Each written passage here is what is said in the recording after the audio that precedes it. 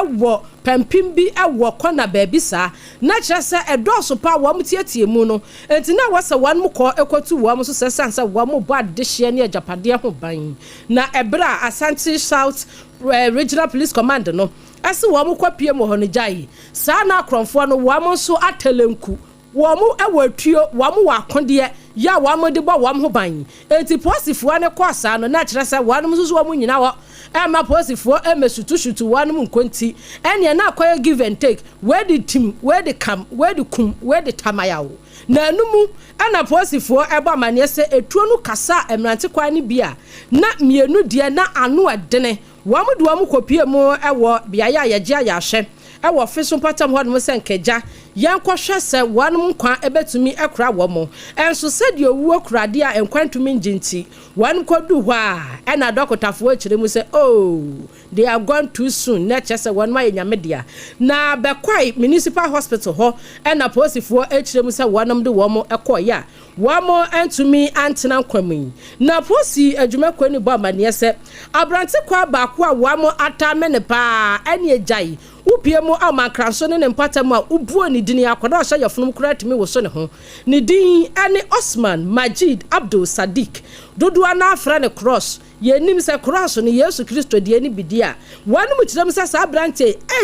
wɔn mu si hideout wɔn patam wɔ no wɔn babia wɔn ɛne gang leader ana gangalia said yɛbɛka no na ampanimfoɔ ɛkyerɛ mu sɛ ɛnyɛ mankranso deɛ no nko a ɛna wɔnom etu hɔ sa wɔfe so mpatam wɔn so gyae wɔn so manya handout bɛyɛ sɛ mako miɛnsa bi a wɔnom hwɛ anim asɛ hɔ nso wɔn betumi akɔ krim wɔnom nyinaa adi agu fam na posifoɔ ɛde wɔn nsɛm ba wiɛ na wɔn kyerɛ mu sɛ ɛnneɛma a wɔn gyigyi free handout a wɔnom ɛkɔyɛ etutia yi bi wɔnom agyigyi bi afei wohwɛ ɛyɛ ɛnneɛma a yɛde hyehyɛ tuo mu edi awuo na nyina wanom sa eka bi na akodi a yedidi awuo nso bebree na wanom agyichi free eye akromfo tachi amwa bra wi foi na ebio nso wamunya laptops wamunya sekan na afa sika ne bo esom 2680 Ghana cedis eno so wanom agye ne handout ho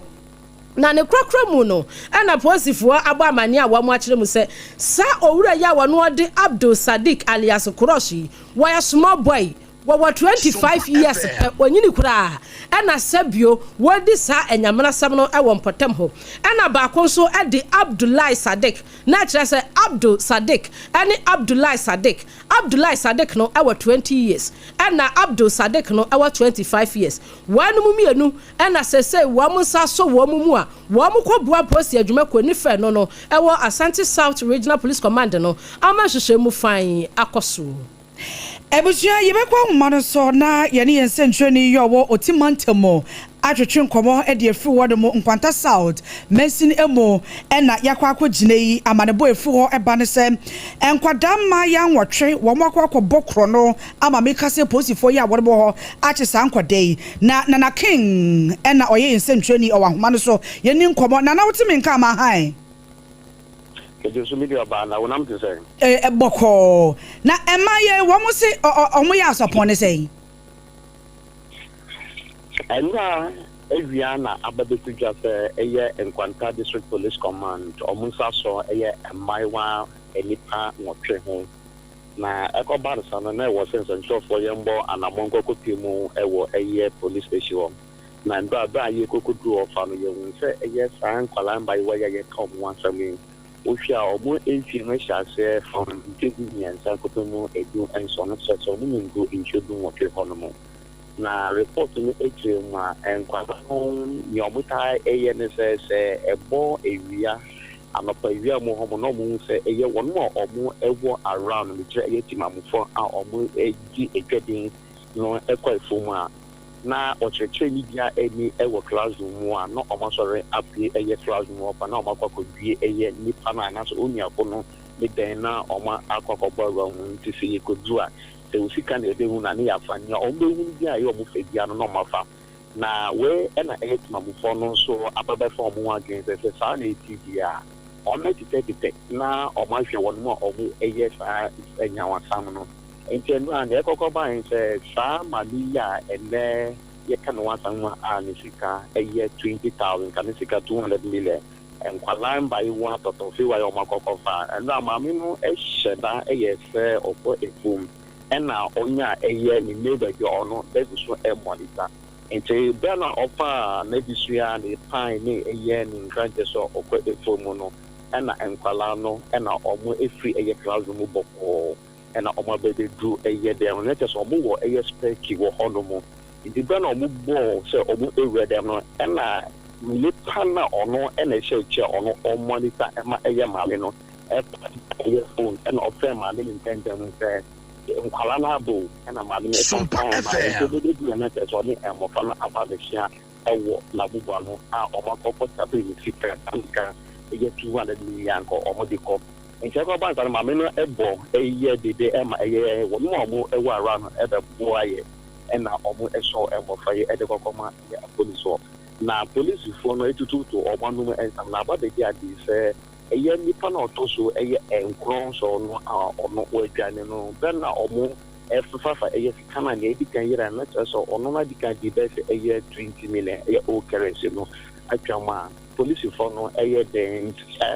eye wonu akwakotre ewa abankuku na na panso ye bon yo body sank e be se akoko ban na bi shafa di echi Nigeria is anya every area the district commander on us into and Abena from the by after na among for Agudo Eba our police station the surrounding community on a report to say or Yamabi I shall say Yira and Nano and Gua and the edges almost train or much gather enough evidence from Yama or every subornable and Kualano after no much in Ajinaso I say and Kualano again the couple. And as a crime on the former faso, if you look at it, also a year and sure that you have to a year to my economy. And my friend, you also inquire the phone for an idea that says, or a year 20 million, all currency on the channel. My phone and now by the other from our corporation, they are not on much maybe now, but on something about a year investigation. Nana King said, you're sure more for a year. What more fear by a say?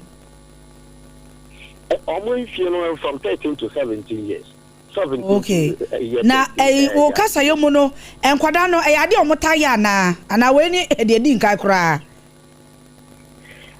Ewa ekoko pa ni sa no. Among for the dollar eba abontin e de eye report e de police station. Sompa FM. E ade akono no acha se won put am opa. At the international police before eba be ke en sano. After subona among for e de back to no. E ya no ko se na emofra no omo ni bibi e fa wan na so omo ni bibi aka ho e ti current no omo da so e police for exam na we de etwa to okra no se nkwada no omo fie no wo fom bibi se no ya na ye hu so omo mpanyufo bi a wo edi wo mo chi esoma wo mo di mo aso toto fom no mati bibi sa se bi a panyufo bi e na hyase because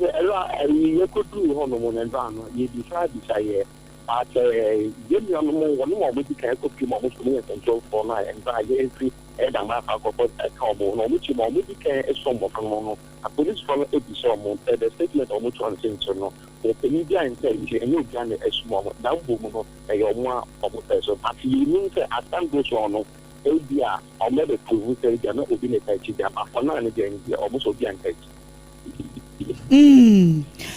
Nana King, ye bedas papa minim se ubedi eche asemi enkosi heya de besi eche no na wa ma yetie for aso atem adesma yense ntwani Nana King ye obutu otimantemo awrahosam a wabon wa ma ye eye nkwada nwotwe ema ya 13 ekopim 17 years ene wa ma ahase o munya adwuma ahase bokro no ama emre enei wa ma akwa wie obisi ka 20,000 Ghana cedis ama bozi force aka wo mu War and San Fufro Emuno Mampeni, His Excellency John Dramani Mahama Ede Atuja say, Abino Ede and Shesun Kumbi Ebe was just the Beya. Heavy duty as saying Akesia and Ninam Yaquine Sonom, won't bet me Edisa and Ranosona, Aquino Atna Honomo Ache. Now, what in some way you know echo to Jawabra. wokotwa enhumam se de be ya takra de Cape Coast kwantempon no ya eka N1 highway no ehono wo betimi ahye na wo mo aye ne mienu na we kwa na we ko we so ba na we ba de friend dualization no ebi na sika ebe komudie empenifo echese empem billions of Ghana cedis en wo mo hye nim se wo mo de be rasa project no emu no wampani enkasa emu no wo chese sa trucks akese yi wo mo limit bia ye de ma wo mo niema wo mo fa se anye bi kura wa fa bro so kura na ye 50 tons truck bako enso ye wo trucks akese a wo mo da so ne nam ya kwan so a ebitimi loadu akodu 120 tons enti hwe 50 any 120 nso ye na edem no ano odin ye pa nti ubemu se ye ya akwan no emfie mienu miensa enum na akwan nyina atete apansam wo se enu nti no wo de sa restrictions eba wo mu wogidie pa se ebetimi aboa. There are trucks in this country that load 120 tons when the maximum load is supposed to be 50 tons. There is no road you can construct that will stand 20 tons per truck. And so I've told the roads minister, and it's going to be announced firmly in the budget. We'll consult the drivers' union, the transporters. We must implement weight restrictions so that the roads that we build can last.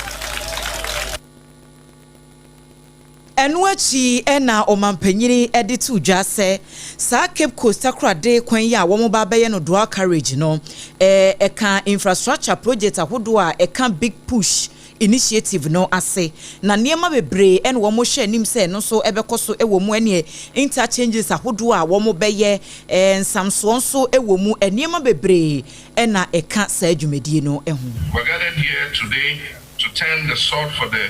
dualization of the Cape Coast to Takoradi Road. This is one of the most vital transport corridors in our country. But let me say that it's not only Cape Coast to Takoradi. The other contractors working on Accra to Winneba Junction to Mankasim, and then Mankasim to Cape Coast. So by the time we are finishing this road, they also will be finishing. So the road from Accra to Takoradi will be dual carriage all the way. This project is more than a road.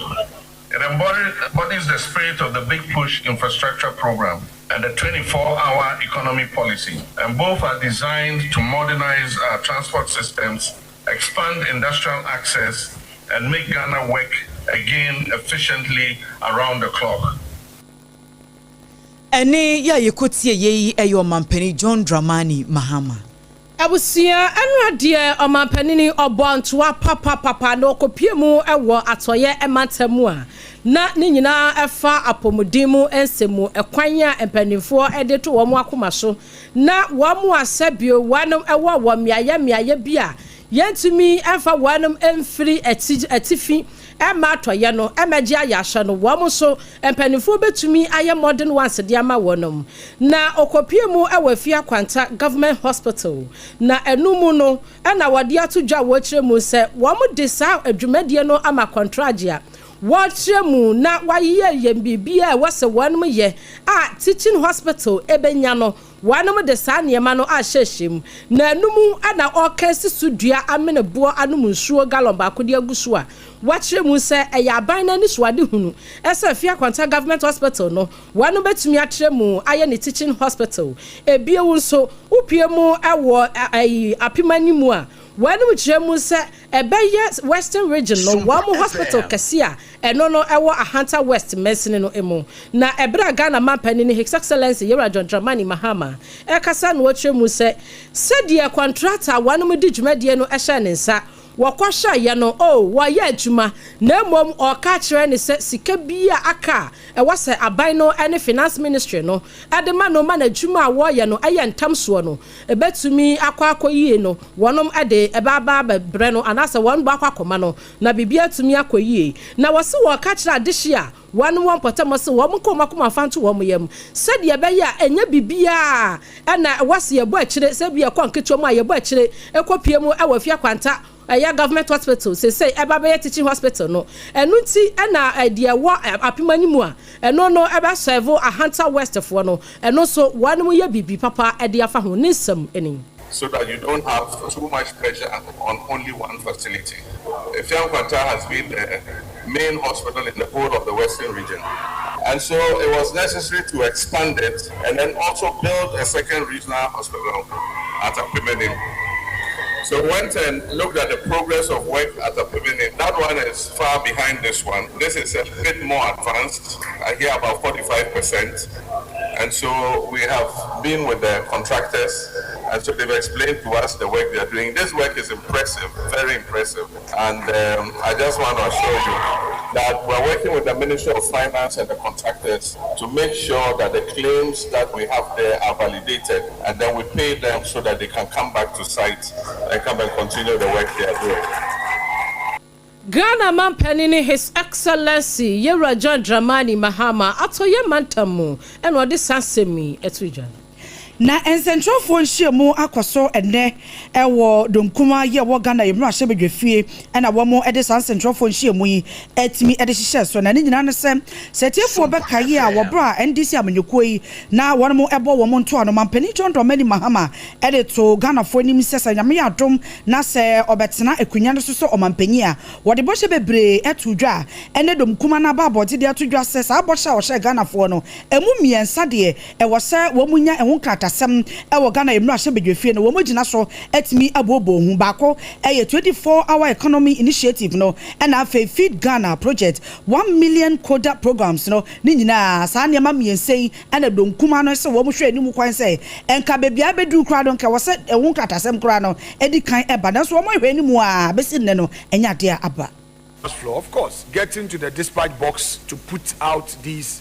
policy document is their bona fide. They have not done it. So one wonders whether it is just the mere media rhetoric or there's any serious document. We're yet to see. The 1 million coders program, May 2025, they say they aim to train 1 million youth in AI, cyber security, data science, cloud, and more. And they are going to establish 50 digital hubs. Again,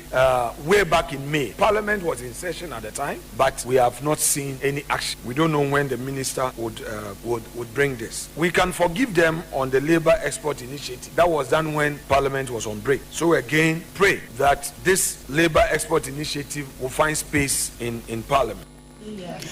Adishma ni pokasa ye domkuma no ba no dani Yera Alexander Afanyomake na owie ye no wato so chem se filmra NDC amanyoko no ebetena akonwa mrekuma nie endi afekra wose Ghana fo enya omumugidie kura biem. The consistent downward movement within just 2 to 3 months shows that Ghanaians are beginning to lose confidence in the government's handling of national affairs. The optimism that greeted the administration's early months is fading, replaced by growing skepticism about its ability to deliver on its promises. And these are the issues. One, the COVID-19 levy. Who does that? Who does that? They spoke about it in opposition. You come into government and you're failing to do that. And let's not forget, when they said the e-levy was not good and they were scrapping the e-levy, they introduced a D-levy, the Doomsday levy, utility tariff, especially electricity, going as much as 14%. So it clearly reflects what Ghanaians are saying. Is it a matrical agenda or... Nipo kasa ye Honorable Alexander Afanyomake no wono ena ye domkuma no ba no deni wo Ghana ye mra hyebedwefie na ewo dwumadi kro no ase no na dom dodo no so ewo ho no mu ana wo mutie de ekonyina na wo mo no si ya pe ena dom dodo no ba no deni Yera Mahama Yarga so di tu dwase ensem wo mo kanyina no wo mo boa wo se enkratasim bia wo se wo mo de ba mra hyebedwefie no wo mo dom dodo no wo mo de aba. So I'm surprised that this morning he will come and say that no policy document on any of those programs have been brought to Parliament. So fact check one, what you have said is not true. Then let me also indicate that I'll be surprised that as a former majority leader and leader of government business, you will say that the ministers have failed to come and tell us anything about those programs and policies. Because the tools for getting them to come and brief you on the policies are in your hands. Nipo kasa ye dom dodo no eba no deni wa Ghana ye mra hye ebedwefie Honorable Mahama Ayarga. Yedaswa ejina dom dodo dom kumano afa na womo de atu dwase panyina yabo ne di o hye kire Chief Justice Owura Paul Bafo Boni womo aboa ne ho yie pa emfanhia na no toto ya appointment committee wo mai emrase bedwam womo de be hyehye so de amano no na nura ne yebo mo amane so mai Speaker of Parliament Abena Badu Obaapa se Owura John Dramani Mahama ne nomination no a wode Emma Justice Bafo Boni no womo endane fama appointment committee no wo monhwe entutu se wowura no wo safata sasa di bre no wo mutimi ede ma no woto na dwuma so a na wabra Alexander Fenyomakin ya wo no eyedom kuma no ba no deni kasa no en wo chire mu se wo no Justice Bafo Boni no kra no na appointment no ensem bebre wo ho en na Chief Justice a wo free ho no toko no Gertrude ansa no wo no ba no wo mo questions bebre ya wo mo wo ebebisa no enti wo ba hode a ene wo mo ani hu yie pa yenti. The one who has been nominated for Chief Justice position must come prepared to earn the approval of the House. No, because it's a program. If you come unprepared, you don't have your judgment. We have questions about your involvement in your boss's sacking. We have concerns about how you have behaved and all. You answer. You have to prepare. Ene ya yekotie sesei Alexander Afenyomakin wono ene yedom kuma no ba no dani wo mai emrahye bedwam. Abusia yada so agiremu emrahye bedwan mu nsem ene yede somui na emrahye bedwani a wono asoma de hia wonom ewo Asen Central we Asen South abato empesua so Reverend Intim Fodjo wakasa ewo hot bite kase so ene wa church mu se ebimu kan nsem bia Wanum ade for ni di ho ene omapani dada na nadodankwa akufu ado aban so a wanum kire mu se Owura Intim Fodjo enam na okeka se ria MPP amanyoko no ewe 2024 no ne fakase na ejina se omapani sabre no eye na nadodankwa akufu ado entumi amfa nensa anhye emra na se bewa wamode kwatu mrahye bedwafia na eye LGBTQI+ no wafa nensa hasienti eno eka ho bi na MPP amanyoko no wamodi ntwo a na entese no ebie wonso wanom ka se wokeka no kra se omampani hyeda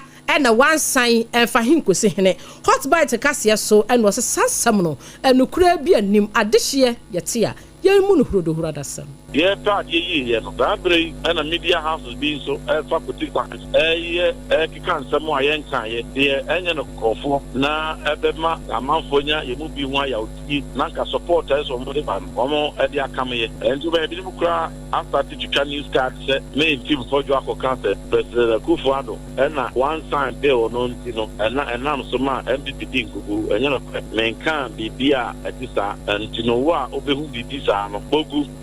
and if will be our best almost say the collective fight fighting and no multi-trust as drawn fake news at the track here to be a Odi sansemi na tuja ewa bra na emrahye bedwamu wanum hyase a wo first statement wanum rezi na enum kura no ene wo kirem watwato kura say obi biada wo beka say omampani dada na nadodankwa akufuado ena anya de esi bill no one sign na ono ankasa no bia sa nipa no wante mrase ena ye onfa kura somebody papa ni dini ebe for sa LGBTQI+ no so wono ena sign bill no the party obia okrum handi a man for the court and woman the court no memra and so court so edi said so di no by the time we court be here na abetumi ama parliament to Friday akoma president no na ato abakra wi na chi me ba be hand over and you know the hand of parliament was stayed by legal procedures from transmitted to the president in sanka no be then was signed that time to when the then was signed Reverend Intim Fodjo mrahye bedwani Asen South abato mpesua so ene wane Sompa hot bite etwetwe nkomo na nansie moment mi wase ni basabasa yobi asore ewo galumpe ye no ewo Kintampo North mensini emo ewo Ghana heya na sabasabasa yo no ene nam so ama Ministry of Interior womo edi nhyeso na ede ato womo eso adehye ya wono ewo galumpe na manabo chirem se eye nananom tankonya ya wono ewo kuro no so ene adehye mabunu ya wo mo ho ena mentimi wase asase enwo mansosom etwe etimi ama ne homne so na interior ministry ni chese wo mu gina National Security Council no so ena afi Ghana ye mamra eso ena edisa nhyeso nei ede to wo mo eso na wo mo to aso echem sem wo mo besre na no matankonya empenifo ya wo mo ewo galumpe ene emebunu nyina se sa asem bia ba ya wo mo hwe kwane a wo mbefa so na wo mo siesie no mo se sa nhyeso nei ehase enuro ya ena wo mo ehase enti adehye ya wo mo ho ebeda ewia no nan pepepe na wo bia wo dem ye hia bia wo abontem kopim anopa no nsia ena wo mo ebesode na nhyehyɛ ya wo mo ede abanie National Interior Ministry ni kyerɛ wo mo mpɛsɛ obia be ne nam abonten wo bra sɛ bio etuo ananse akodie bi sɛ kan ne niemanieba bi ekura sɛ nipa no ene ye kye wo mbra no ene ubedi sɛ de sɛ na efata de toso emienu enso ene sɛ omo hia sɛ nipa mienu anamiensa ebetena motorbike so eno so ye kye wo a mbra no ene ubedi de twa to kura sɛ fugu ya ye nuanum nordness ehye fugu wo mo so wo mpa obia so obia be hye fugu ede ade na nabonten wo bra sɛ bio ye ma no kwan eno so ye wo sɛ wo hye fugu a e wo galumpe wodomo a ye be kye ne mbra no ene wo edi enti san hye nyina Interior Ministry ni say adehye ya wo mo galumpe township no wo mo hwe so wo mbedi so sɛ wo ni so ne ye se da na wo se me na ene mbra nso kyewa ene ubedi sɛ de hye na efata nipa osan sankrate eye yira Mutaka Mohammed Mubarak wono eye minister edema interior ne nsa ene hyase Ye kai wo se aha aye Sompa 106.5 FM Accra from to break asiebo ena ye daswa ya ye kinkan edemamo ye toaso panyi kwantrefo ye oda Ghana Water Company Limited ano eyura Adamuta Wakilu na wode kokobo ano odin ema womo age peve treatment plants no aboso esi simpatadane niema achese ho en womu edi womu dwuma wode nsem wenyina etudwa na eyabra wode aproboko piemu ewo framantemu na ninkasa yemu no en wode atudwa se sa encroachments no a wo makoji treatment plant e wokpeve no aboso no eyade bia ehadwene pa emwa emma wo mdwumadie no entimi nkonkan enti ye kasai one Public Utilities Regulatory Commission eye PURC adwumakuo no ne wo mo ka bie wo mantem no so afon so ka ho wo mo akwakosi nkonwa ede nhyehyɛ egu akwam asade be ya sa encroachment no wo mbetimi ahye na wo mo atu ase na wo se Ghana Water Company fo enye wo mo ne sankrofo nko na edi sa adwuma no Environmental Protection Agency EPA fo nso eba be bo mo sade be ya wo mbetimi atoto niema na ensachire bi wo ho a wo mbe wo treatment plant no ho ama eniema konkan a wo mo ayesan hyehye ne yenti no. A developer has decided to encroach deeply into the intake of the private treatment plant. And since we've been putting effort to get him stopped, we wrote letters to the minister, and subsequently myself and the executive secretary of PURC met the minister to discuss how this project can be halted to prevent further siltation of the intake. The minister did assure us that he will have a meeting with the stakeholders, and truly the Volta Regional Minister had a stakeholder meeting, and a letter was written to that effect to suspend all activities. So the contractor was asked to stop all activities in this intake. Ebi anawo enkomo ya ye boy private treatment plant no se ensuo no se na etie bia ya esi ne ehu dwumadie no uhu bida video no ena eda ye Facebook page no so no ya mane boni opon checheku anu wodi amanebo no achi no wono na twa video no kama en wode abre ya yeso ya dane bi ede mamuna ne nkasa ye we no achi no en wode atu dwase o how bebre challenges bebre ena womo efamu ewo atenaye ho na wose womo etutututu eniema se de be ya wom betimi eyi sa wo how no nyina efri ho na afei omanfo a etekeve ene ne mpotam so no wom betimi anya nsuo dada edi wo mudwuma. We have issues with revenue. Then somebody's construction should destroy our pumps. Then we will now go and fix it. I don't think this is the best. But even if you look at the encroachment, he has eaten more into the intake. Whether he's using it for anything, once human activities are close to the intake, a lot of siltation will take place. People can decide to urinate inside. That is why the intake will prevent people from getting close to it. So whether he's putting tiles on it or he's putting concrete, the fact that people will come close to the intake, it will change the chemical composition of the water. So we call on national action on this as soon as possible. We've noticed it's been here it started about some few months ago.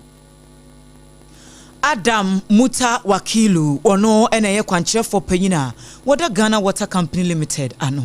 Wo ensuo ane enkania mua ensam ena yedewu ewramu ebio na Public Utilities Regulatory Commission PURC wanam ena ebo amanie wamso wama yade Ghana fo yampem wama wamu kiremu se adehye bi a wanam wasantemantamu a wamu yusu nkania eyusu nsuo a wanam nyina sasa ebu akwan so no wamu fa so yusuo enti no wamu ntua hwe no wamu madini monti wamatumi akwa so womu agisika ne buasom 18 million Ghana cedis ede ama wanum service providers no na epani a wono okasa ede ma PURC adwumakwe owura Richard Esiedu eno abra wane sompa akase etwetwe nkomo no kire mu se ekwan bi a PURC adwumako ebefa so na wanum bebo wamu service providers no eho ban na afa consumers nso wamu mo ho ban no ene bibia eda wamo abem esanse one service providers no wamo na esom wamo ama mo consumers no so ebi ababa bekamo na yanoa ne se na mene uyusu nsuo yusu nkanea na wuntua ka eyesa service providers no kura no wamo ta betumi apai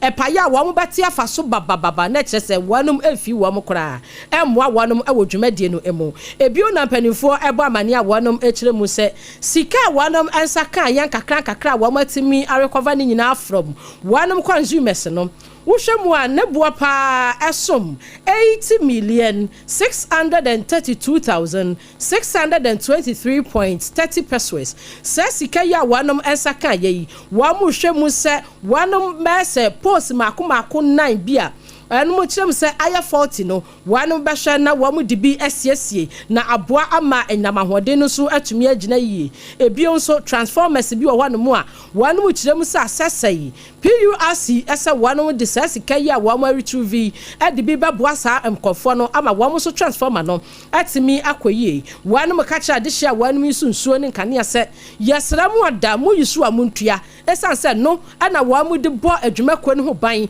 wamu service providers no wanum tuatua wanum ka ene ade opani a wono ekasa ya nensa ehye krata yase ayi opani okasa edema PURC adwumako no owura Richard Esiedu Busumi ne de na etoso edueno na chesa na no dwade ya ene beto odwase nipa bonfo bia emprempre yenye hu wo mo ekoto hye National Health Insurance Authority adwumako no ne fa ye wo garu wo Upper East Mantem ne emo etutu tuo nam so krama nipa enan wonmo efa mu hwe wo mo nkwa enum so eprepre mu odin ye de wo mo akoto ayasabia ya wonmo eje ayasa na efrimra asara ho semesi ya na pe adehye ne staff wona wo ye adwuma National Health Insurance wonum ewo gare wonum enhu apusu wo papa enhu abo wo papa wo chese wo dwunu wo wo ntia sense wo mo ye adwuma no obi anya obi abone na si den na akwabrade etimi twituo eba wo office wonum etutu tuo ma ebimu kwafomu ehwere wo mo enkwa na ndonam so ama ene ya meka say Chief Executive Director Edema National Health Insurance Authority Edmeko no ne faye wo Dr. Victor Asare aba abonti den krata chese Sara wosem na si ye no wo mu kaseti apa na bepem ne no enya de a wo mo atiase wo de yakosem akode ama adehye ya wo mo hwere wo mu nipa e wo sa basabasa ye no ehum wo mu wie no wo mu kyese wo mbesra ban esenka emprempre ni manim ya aban no enhwese obema ban boy dwumayefo etimi aba garu wo no mo ba bia National Health Insurance adwumako ne ewo garu wo no bia no wo mo hwese ban boy dwumaye esem ebe yire pampen e wo no se be ya wɔn a wɔn yɛ adwuma wɔ national health insurance no wɔn bambɔ mu nsɛm ɛbɛtumi egyina abrane wɔde ne nsɛm bɛwie no ɛna wɔkyɛ sɛ adehyɛ yi a wɔn ahwere wɔn adehyɛ no awurade mfo obi akra nsie yie nkɔfo nso a wɔn pray yi a yɛde wɔn kɔto ayasabea no nso aban no ɛbɛhwɛ sɛ wɔn nyinaa ɛho bɛtɔ wɔn ɛka bi a bɛbɛ akyire no aban no afa ato no ho so sɛ ɔbɛhwɛ no wɔsiesie ne nyinaa ɛde ama wɔn a management team yi a wɔn ɛwɔ national health insurance authority yi a wɔ garu wɔdom no ɛde sansɛm di aba yɛkenkan bi di ama mo. Ye kai wo se Sompa 106.5 FM Accra so enie ye to aprem to breka se bono eso so afọ abedi akire ye o hye homasua ensem so ye Dr. Clement Park na wabo anamako piemu e wo framantem wa bra wa mo bi amane se wo bansra hye e wo schools ahodo no emu nti no ento so school senior high schools a e wo mantem no emu no wo chinchi mu hye ye se de wo mo afa no wo mo ba first year no ya ye form wo registration ne processes ni nyina na se de ndioma esifa ko enti woko Ola Girls Senior High School ewo ho ene Taviefe Senior High School ya eno so ewo mantam no emu na ne nkasa emu no so woko eno de so fa no wo hunu se nioma ekoso kama kama ne mumade ba ko hunu se challenges bebre wo ho no mo a wo mo wo osuapon no emu ebi eye dormitories a enhye dan koye enkonwa akade ye boama de suane ade kire no etimi konkan dodo no a na eho akwakoye na enti we ya wa behunu de ekoso yi woni penifo bedi komo sade beya wo betimi abasa school si wo monsra ban mu check around and to see how the processes are unfolding. What I'm seeing here gives me reasonable concern. So I've spoken to head mistress and based on our conversations with her, we are going to vary the processes to ensure that it is timely and efficient, and that is what she has just announced. I have also asked that they provide additional computers for the confirmation of enrollment to check around and to see how the processes are unfolding. What I'm seeing here gives me reasonable concern. So I've spoken to head mistress and based on our conversations with her, we are going to vary the processes to ensure that it is timely and efficient. Ene ya yekotie sesei eye Dr. Clement Park wono ene yeso afo abedi akira wo hye ehumasua eso enhumasua mu nsam ena yegusu ayebutu na Ghana Education Service GS wonom eba amane krasa wo mo di baye wo mo atwero so wei wo mo edi green any blue and wo mo di atwero immediate release na chese wo mani abrepa wonom eba amane a wo mo echemu se management ya wonom ewa Ghana Education Service wonom anya ntiye bi se upiemu ewa second cycle institutions ahoduo mu a wonom ahyase a wo mo demand sika bi efri emofra ho a ehyem se PTA dues na baako anono anabio so wonom se wo mo ka kire eye parent anafe mofra nyina se sika bi eni wonom sa wase wo mo tua afa akyerɛkyerɛfoɔ no ehwɛ ne yie na enya by force ananya compulsory de atosumienu wo mo se suku bia ni ho kwan a wase watumi agigi ani PTA or development levy efiri obia ho na ebio wo mo case sudua se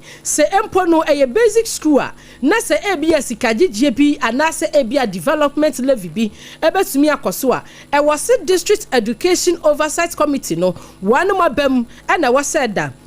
na upiemu our district director a wamo ewo empotamo efe krosini bedwa bia mu a wamu mom na wasa wanu hwese sane ma no betumi akwaso enye kirekire ni ananye tibre kese metre headmaster ana headmistress bi na ekwakwada na bam amu akwajeje kapra da masempo afiri mofra anase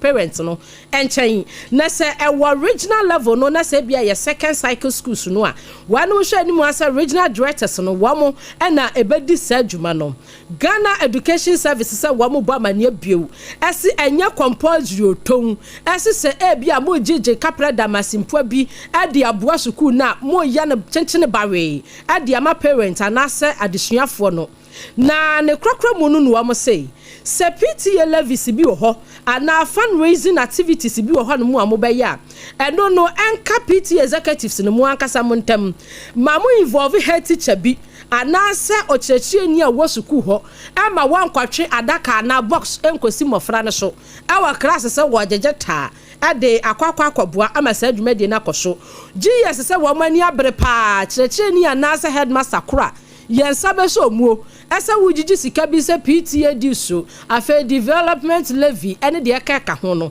ene enye obi na bekuma ntwi bu asiako ene wadi ne ti ebeje akyerema kratra eba yeyi opani anensa ehwase ye opani ono wakasa edemaji yesadwumako no Owura Daniel Fenyi Arishma Makasi boy ugusu ya wutie fi Sompa 106.5 FM Makra na yemfa sida emenwumeku awie wonmo ebo ye chia brane time ebo center ai Dr. Time no wose yade bia ye ha wo no se ba na tidi yade nko ade amaka cho se Ghana eduro ba ko a empanfo ede wo mo stamp osi so se tidi eche nko ade a unya se eduro no mu a ase betu no time ebo mixture time no TIME bomodi ase rumo bebia no wapɛ time ni bi anom ebetu ase se wontumi ni de wo ho wo se scanner de aba nanso no wo ko no aduane ye de aduane besi wani mu wo se wo mu a na kyerɛ se wo yi wo se de afri mu a wonya time about mixture no de bi eno mu a ebetimi abo popo pa honam yaw wakɔ adwuma ba wo tenka se honam yaw ya papa wonya time no mu a ebeboa ye de time mixture and in the capsules de abedwa so se no emienu de bia meka kyerɛ se eya kabom nenom esan so mo ye ntafo no yenti wo mu kabom no mu a yade bia ye ha wo e woni peduan mu ni nyina ase ebetu be ma won se wontumi nwonso eno so wono mu a ebe mu adwonso ama na flow pa oba siesia yimfio wate na sanane si fom no owura won ma wo se yes wo ye oba mu a eno da nkyɛn yi a emanom emema so etimi enom boru mu e hebo shop pharmacy shop bia ye wo ma mu afana ba bia no ana afra na otafrija owusu ageman e wo 0244176669 0244417669 enye omonko a ena yekra mu awie ye kai wo se Sompa OB bus no nyame ya domo second edition etuemu kama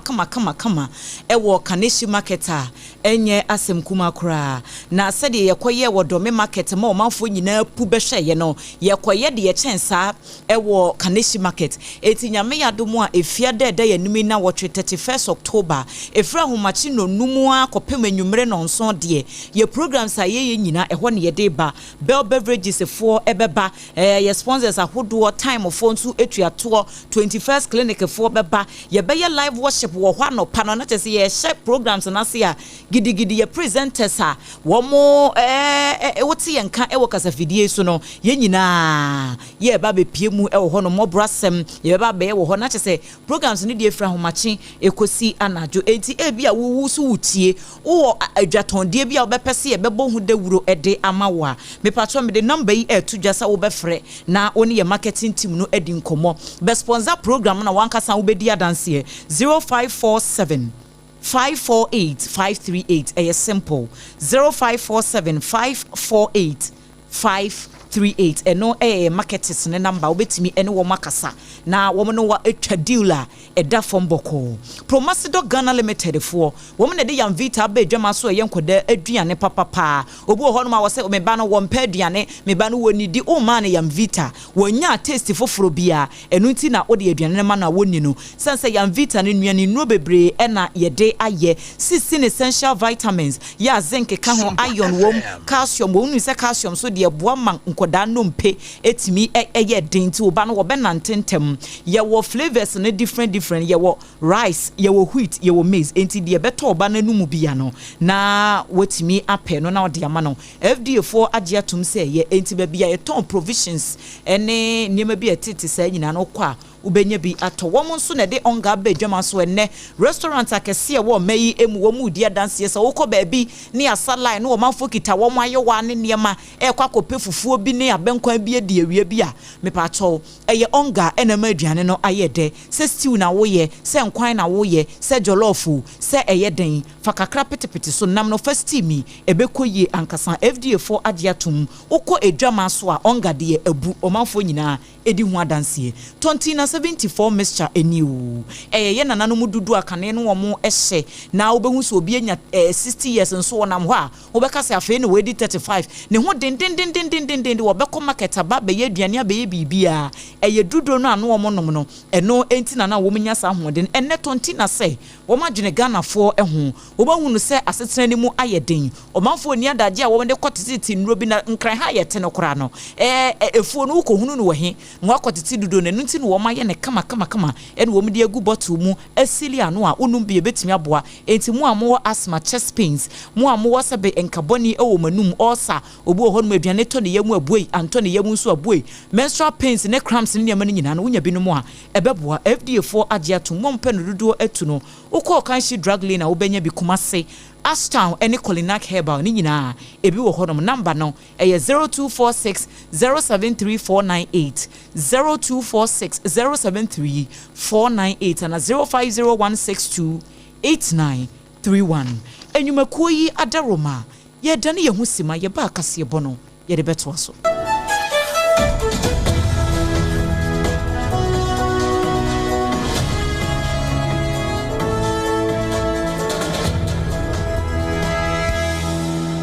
to me chenya oba eni beche mu ana dio bedachi nanso ubetimi abwana manenya pomodin free ne mofrase Yamvita ye de milk papa bi ni nutrivi aye ye nkwada ediane a eye de na ahodi a ewo mu no bo mofra pomodin anyo impeni for swini chopa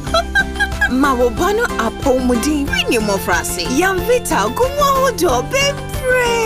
Yamvita, a delicious way to grow. FDA agi ejedi yin kratoyatum. Endpoint Homeopathy Clinic. Ghana had the obi enim sesa ye prostate. Na baby omutibi ye screening ema hu ni ye etu asia. Na ye Endpoint Homeopathy Clinic. Anase ye kidney, ye liver problem. Wo fa baby ena ajuo. Na the fa ne premature ejaculation no a be ma bi a wo ne wodofo akwakwahia. Asa wo di ne ho agro. Asa wo tonte. Ene ye bra Endpoint Homeopathy Clinic. Na ye moa wo. Ema ne mema mo pa wo. Ye Endpoint Homeopathy Clinic wo mu da mufua yare bia infections bi na wo ho anase bia wo hwa wo fa ba bi na adwodwo kidney problem prostate de Endpoint Homeopathy Clinic kuma se ubehu Endpoint Homeopathy Clinic e wo kronoma bo hia e na Accra hanso so de wo mu gina mu ankasa e wo Spinters bebre friend share signboard no huduro na ubusasa wo pe Endpoint Homeopathy Clinic a obia e be kire for Endpoint e wo 0244867068 and 0274234321 Endpoint Homeopathy Clinic. Wamu de mufu. Ewra, me pacho bra na me hwa de wo bagi. Bra,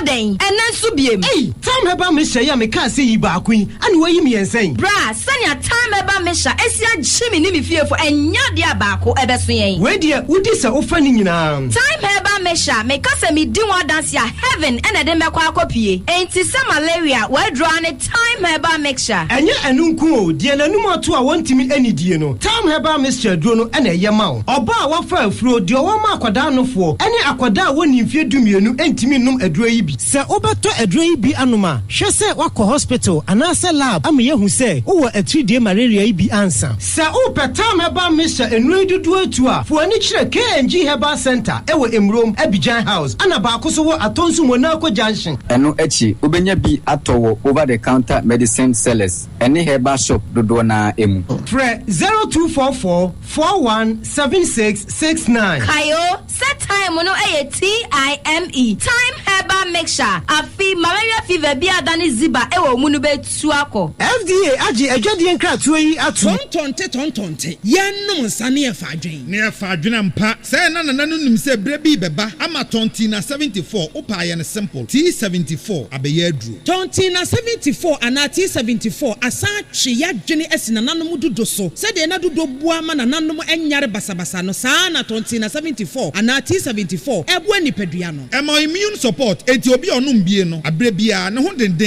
tonti na 74 yi nso yaye no se nsuo krokrowa kama enti ba bia wonam bia obetimi de wade akọ samene wa ankefi na ekroyi eda no nko na wie ye wa bra mennom T74 samennom tonti na 74 menya hodin mennom ne da bia T74 yi eye hahama ene ye de aye na DHC ena aframa na ye kama saa no T74 ahoden ni apomuden kwa wokọ pharmacy yi ana baby eto nro bi a ubenya tonti na 74 yi bi ato T74 yi enye ma oba wa fa afuro ana obi a oma nufo ana se obi a onya mfie dumienu eto phone 05016289931 and 024607349 FDA agi adwadi nkratso yi atom.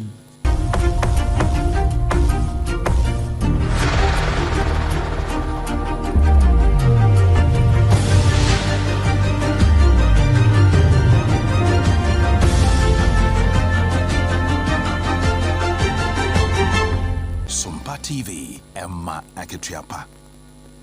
Emma Ketuapa ampa yedamwase semwenya adaje na yadane yehu akwaba yede kase bono eko amanone na ye kasei enipa beye enson ena womato nanom ewo ensiedu ankoda mienu eka ho